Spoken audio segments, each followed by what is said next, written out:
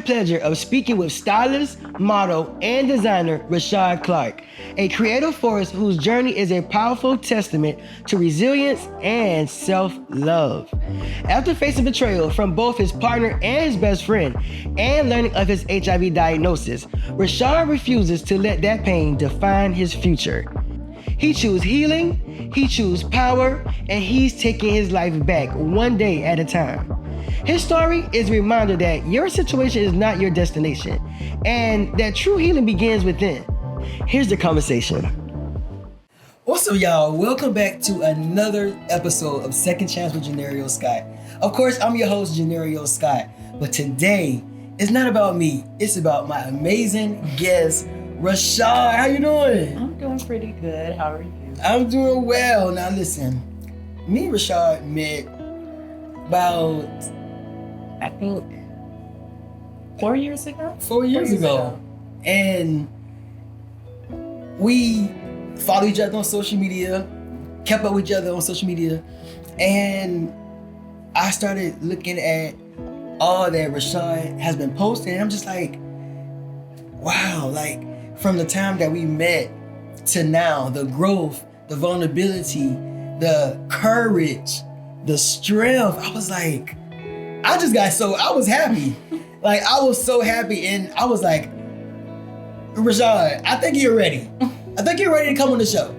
And at that time, I was still Let's Talk with Johneri'o Scott. I didn't make the shift to Second Chance yet. So when I started, I was like, this is the perfect time. And yeah, the rest is history. We're here today. Listen, so I keep talking. But Rashad, in these last 4 years, you have endured a lot, but you came out stronger than how you were before your second chance. So tell us about your second chance. It's very, very interesting. Yes. I was in a very toxic relationship. It was very, very messy, very, very toxic. It's one of those, that saying where it's like, you're not tired until you're really, really tired. It was, should have left, but I just didn't want to. It was like, it's gonna work. Everything's gonna be fine. It's gonna work. Yeah. And it was, one day I was watching this movie with my best friend, and I believe God sends messages through different ways, whether it's a friend or radio, TV, even a billboard sign. There's a message that God will send out if you need it. And we're watching the movie, and this big Tarby ad pops up. And we ignored it, and then it popped up the second time. And my best friend, she was like, "Are you okay? Why? Like, what's wrong? You look like you turned pale." I was like, "Girl, I don't have a movie with ads." And she was like, "Oh, okay." Wow. We went to Target. We got the little at-home testing kit. Came back positive. So I went to Piedmont and told the doctor everything. They did the test, and it came back positive. So I told my ex, and I was like, "I've only been with you these past years that we've been together, so what did you do?" And he stepped out on me with my ex-best friend, who I was with, like, we've been best friends, well, we were best friends for 11 years. Double whammy. Yeah. So not only did I have to break the news to my ex, I also had to break it to the best friend. Yeah. It was very difficult at first, going through something like that. So like, not only are you dealing with the betrayal of boyfriend, your best friend. Right. But in that journey, I discovered myself. At that time, I'll say I knew that I needed to heal from a lot of different things, but I just got so involved in work or any passion project that I was doing. So I was like, I don't need to heal. I can just put that to the side. And it was like, no, you want to be this person, you want to do these things in life, but you're not wanting to heal.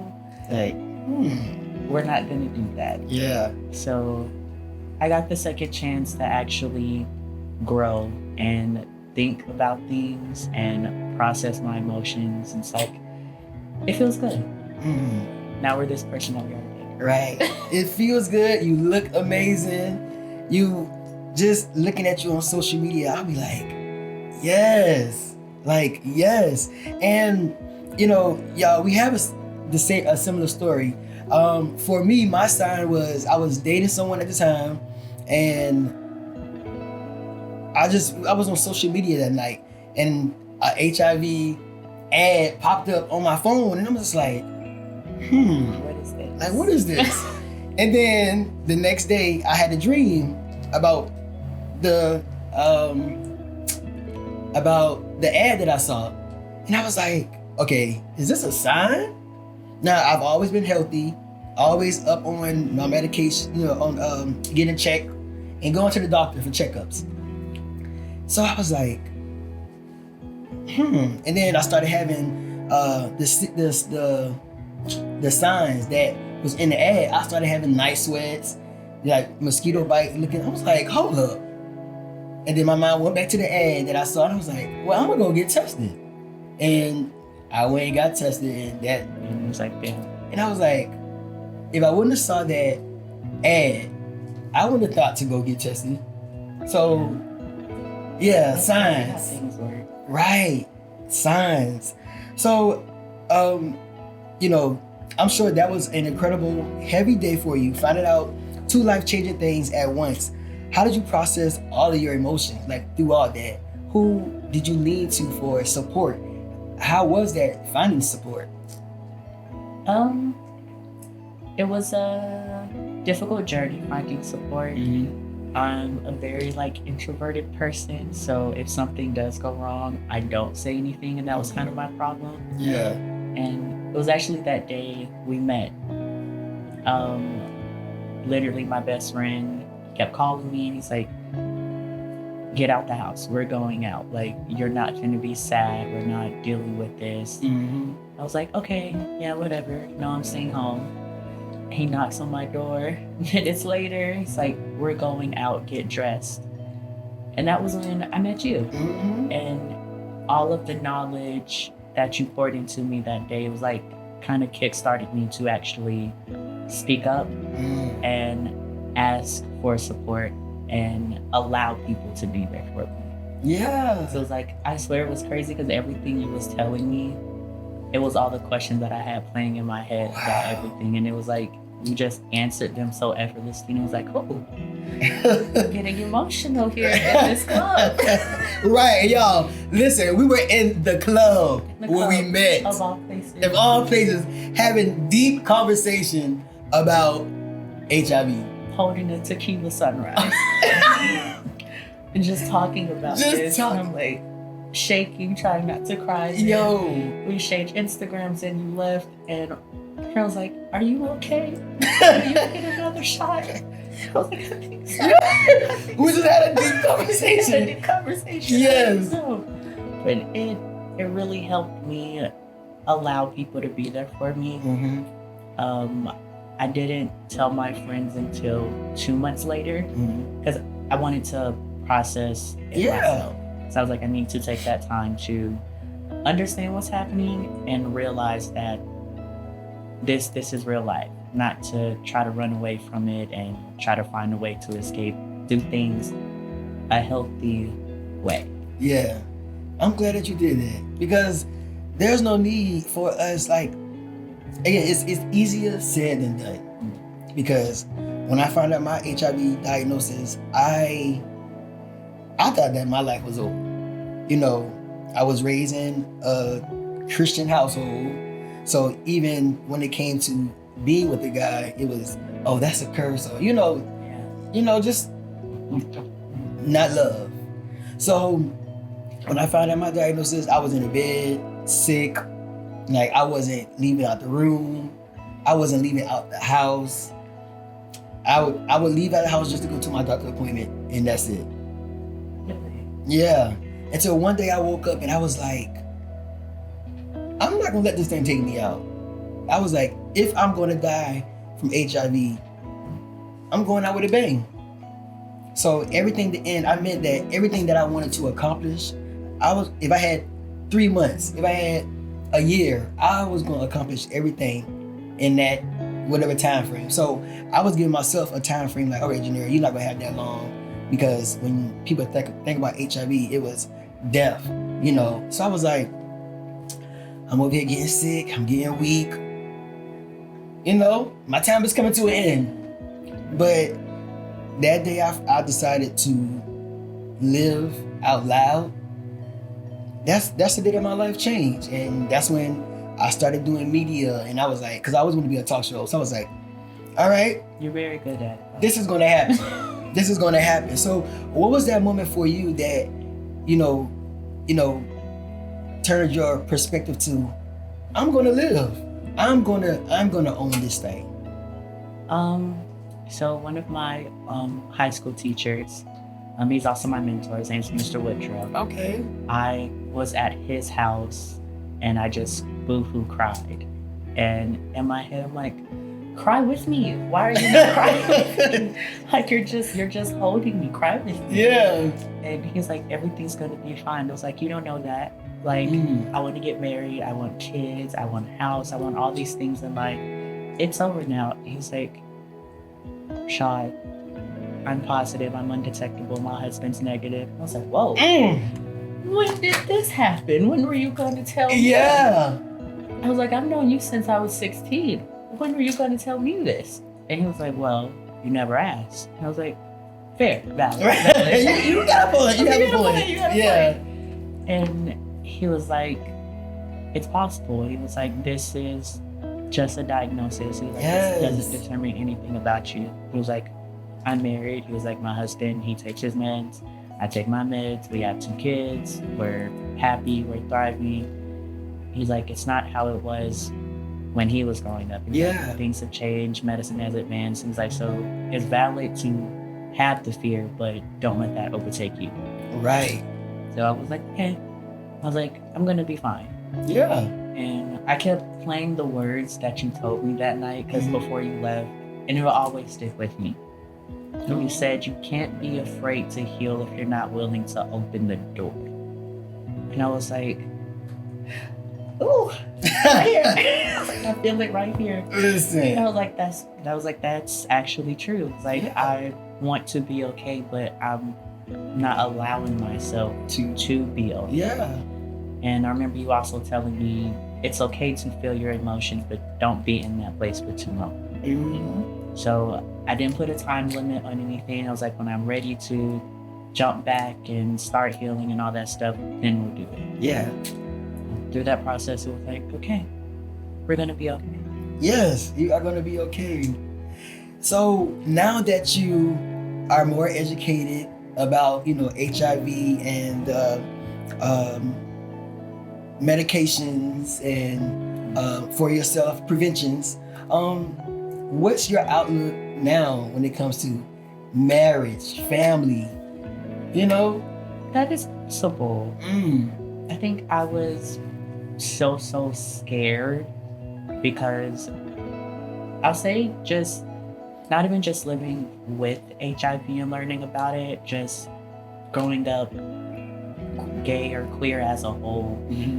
There's not like a guidebook or a manual or nothing. It's like you're learning everything from experience or from a friend, trial and error. So for me, it was always preached, like, I grew up in a very Christian household as well. So it was like, oh, you get HIV, you're dead, you're dying. Right. And I was like, oh, I'm dying. It's like, I'm only 22. I can't. No, not yet. Not yet. Right. But now, being that I'm 25 now, my whole outlook has changed that anything is possible. You just have to make sure that you're taking care of yourself. First off, physically, making sure you're taking care and taking your meds, but also taking care of yourself mentally and emotionally. I feel like a lot of people put off that part. It's like you have to make sure you're okay in all areas. Right. Because it's good that you're physically okay. That's where you want to be at. Yeah. But also make sure you're good here, that everything is in harmony. Yeah. So I know now that I can't have the life that I want and that it is possible. The stigma is what they tell you is far from the truth. Right. So what did healing look like for you? Like, what were things that you began doing to heal? Well, first crying. Let's let it out. Letting it Let out. it out. Actually crying and allowing myself to feel. I think it was 2 days, I want to say. 2 days I just stayed in the house and I just cried. And it wasn't just crying about the diagnosis, it was crying about from everything that I put off for so long. And after I got that out, it was like, now it's time to figure out, what does Rashad like? What does he want to do with his life? Where does he want to go? Who does he want around him? Right. Like, That's important. relearning myself all over again. I also did some journaling. I went to a lot of parks. Actually, funny thing, the day after I got diagnosed, it's this creek up in Sandy Springs. And Where the waterfalls? yeah, Yes. I went there and I just sat there for literally 5 hours on this rock, and I had my notebook and I was just writing down everything, all my thoughts, all my fears, insecurities, what I'm happy about. I was like, okay, I don't believe in going back to the old version of yourself, because Yes. that version is damaged. I want to be a whole new person. Yes. So in order for me to be a whole new person, everything I learned in the past, we're gonna scratch that out. We're going, yes. We're gonna Start from scratch. start from scratch. We're Yes. going to ask ourselves these questions, no matter how hard or uncomfortable it may be. And I just slowly started like falling back in love with life, like falling back in love with living. And it was like, okay, now I'm gonna be okay. I'll say I think the only difficult part of my healing journey was having that vulnerability with friends. So it was like, how do I show them this? Especially if I got diagnosed 3 weeks before my birthday. Wow. So my doctor, he was like, drinking, we're not doing that the first 3 months. of Right. medicine. And I was like, oh, okay, how do I tell my friends this? Right, like, it's gonna be awkward. Yeah, it's gonna be awkward. And he was like, you can either just be honest and upfront, or he was like, come up with something. He was like, you speak when you're ready. I'm like, sir, this is too much. Yeah, I was like, this is too much. Like, why do it have to be around my birthday? Why, like, Literally, I was like, this is too much. I'm just turning 23. like, oh my I was gosh. like, I just want to be 23 and happy. That's Yeah. young and turn. I just want to be young and Listen, turn. and that was my story. I had just graduated from undergrad. So I was ready to, start my life. And I'm like, I'm about to move away. I'm about to go do this. And I'm like, how am I going to do this now? Like, this is too much. I'm thinking I'm about to live my life. Oh yeah, you about to live life, all right, Johneri'o. It's like, 1 second. yeah. So it's like, it's crazy how they happen around those situations. It's like, God, why would you pick these moments in my life? Yeah, it was like that all times now. Right. It was like during that time, it was like birthdays coming up, just started a new job. Ah, It was like all this good was happening. right. But then right when that happened, I would say it did teach me to appreciate the little things more. Yeah. Yeah. Because even though I know like I still can have the life that I want, life is still limited. The life is very precious also. This episode of Second Chance is sponsored by the CMP Media Roundtable, powered by Counter Narrative Project, the organization dedicated to shifting narratives about Black, gay, bi, and queer men to change policy and improve lives. The CMP Media Roundtable is a partnership between CMP and storytellers and content creators, working together to combat HIV stigma through honest conversations and authentic storytelling.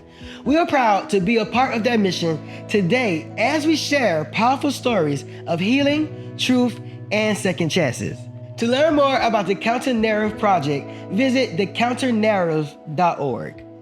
I think at that time I wouldn't say vain, but I really wasn't taking in everything around me. Yeah. Like really living in the moment. It's like, Appreciate it. yeah, appreciating it. It's like I was always so worried about the future. Yeah. not realizing like, babe, you're young. Like, it's okay to live in the moment. It's okay to be worried about the future, but you're still young. Don't let it overtake you. Yeah, like don't let it overtake you. How was the process of forgiving? Because you had your boyfriend at the time and your ex-best friend. Like, how was that process of forgiving? It was difficult. It was very, very difficult. That it was difficult forgiving my ex-best friend because that was the first person I met when I moved up here. It was like 11 years of friendship, being vulnerable, and this happened. Yeah. Like, out of all the people, it was you.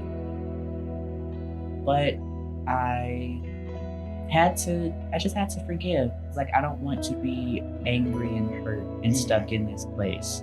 And I know I'm gonna be stuck in this place if I don't forgive. And if I don't actually be like, you know what? I love you to life. I wish nothing but the best for you. But I have to release it. Because I know if I keep you around, or if I'm just like, you know, it's fine, everything's gonna be fine, I'm gonna go crazy. I have to release you. I have to release you. Oh, that's powerful. It's this Maya Angelou quote. I don't know like the full how it starts, but there's a certain part where she's like, love liberates, it doesn't bind. I would like to be near you. I would like to hold you. I would like to be your friend. But sometimes that's not possible. Yeah. So I release you. I liberate you. Not out of hate, out of love. So that way, not only I can heal, but you can heal also. Because I genuinely want what's best for you. Yeah. It's just that what's not meant for us is to our past to connect right now. But that doesn't mean that you have to go off and just be destructive and stuff. Use your energy constructively. That's what I want you to do. Just not for us to do. Yeah. For my ex, it was accountability on both our ends. I had to forgive myself for allowing myself to realize that there were problems in our relationship and that it was toxic, but I still stayed. So it was allowing myself to be like, you know what? We all make mistakes. There are some times where we say we're tired, but we're not really tired. Until we're tired. So it was like, forgive yourself for staying there so long. Yeah. Forgive yourself for forgetting your self-worth. Say during that time in that relationship, I did lose my self-worth a little bit and I forgot who I was. So it was kind of like clinging on to him. It was like, forgive yourself. You're young, you're gonna make mistakes, you're only human. Go in peace, liberate, and let go. Yeah. See, that was me too when I had to let my ex go. Now I ain't gonna lie, I wanted to do some crazy things, honey. Yeah. And we're not gonna say if I did or not. But you know, we are here today. We're here today. Renewed. You know, we good. Good. What advice would you give someone who is newly diagnosed? Honestly, I would just say sit with it for a minute. Don't just jump into it and like, okay, it's take your meds. Yes. Obviously. But just don't jump into it and like, okay, I'm fine, everything's gonna be good, I'm gonna get back out here, this is just this. Allow yourself to feel and sit and process what's happening, because this isn't just going to be a overnight process. Healing just doesn't happen overnight. It's not a 1 day, 2 day thing At all. Allow yourself to sit there, educate yourself.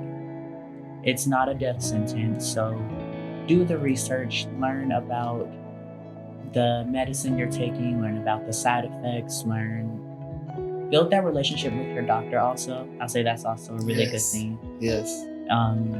For me and my doctor, when she closed that door, you think it was like Wendy Williams or The View. Like, just be talking about it and everything. There's no question that's filtered out. Anything I want to know, I'm asking. Yeah. So if you have a question, ask.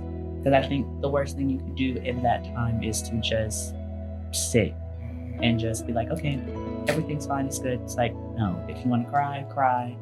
If you have a question, ask the question. A closed mouth does not get fed. At all. And just educate yourself. I think that's really the most important thing when you first get diagnosed. Educate yourself, because what you're told in school, it's a very like condensed version. They don't even. And they don't even get to not even the surface level. Yeah. Yeah. So there's a stigma attached to HIV, especially in the Black and LGBTQ plus community. How do you personally fight against that stigma? Honestly, just by living my truth every day. Mm-hmm. I feel like when, especially in the Black community and the Black queer community, if someone does get diagnosed, it's just like, oh, my life is over. Everything's done. No one's gonna love me. No one's gonna love me. Or it's like, this is the gay disease. It's Right. like, no, it's like this is something that anybody can get. Yes. This is gay. straight, gay, it does not matter. This is something that you can have symptoms, you cannot have symptoms. Mhm. Say for me, I didn't have symptoms. And I did. Like I didn't, well, I'm already skinny, but I didn't lose any weight. There was no rashes or nothing. I would have thought everything was okay. I was like, it can't affect anybody. Yeah.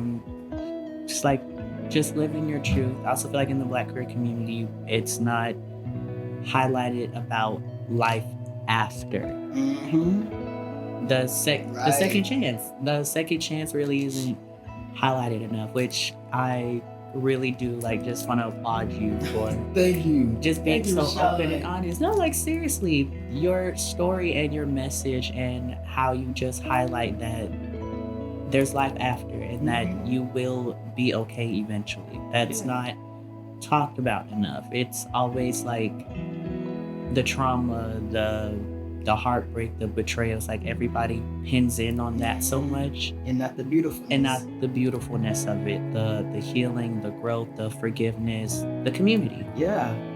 It's just always this trauma dumping. It's it's cool to relate to that, but Yeah. let's move past that. There's healing, growth. There's flowers in this garden. Right. It's flowers. There's flowers in this garden. Yes. And another thing is, you were in a relationship. You weren't sleeping around, because that's another thing that's attached to it. Yeah. Oh, you were sleeping. I was in a relationship. I wasn't sleeping around. My partner was, but I wasn't. So telling our truth with that part too. You don't have to be a whore or out there to I do not contract like HIV. It's why did I have to be for the streets? Or why does that have to be attached to? And that's always the first question that they ask. Yes. If you're talking about it, they're like, oh, so you was out there? Right. You was messing with this person? It's like, honey, that is not the case all the time. There's some people who like to do certain things with needles. You can catch it that way. There's birth. There's so many different ways. We need to stop just putting this stigma on Sex. oh, it's just sex. And he was out in the streets. yeah. It's crazy. People forget that there are no symptoms. That this is something where symptoms cannot show. It can be dormant in your body for years, months, weeks, and you don't even know. You don't even know until you go Get tested. Hence why you should go get tested.